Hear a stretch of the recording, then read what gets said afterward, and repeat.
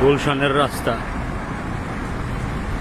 আগে চলতো ভিআইপিদের গাড়ি, এখনো চলে ভিআইপিদের গাড়ি, খুবই কম, তবে রিক্সা চলে একটু বেশি।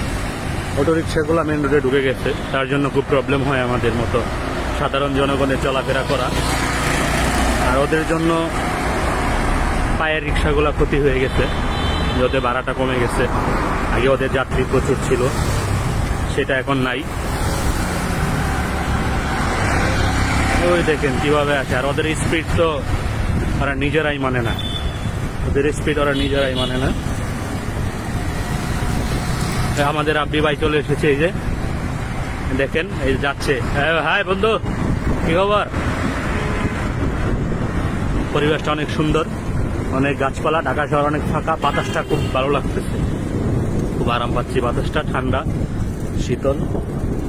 রাব্বিরও সাইকেল আছে দেখা যায়, কিন্তু পিছনে ল্যাংটা, সাইকেলের পিছনে ল্যাংটায় দেখেন শুধু চাক্কা।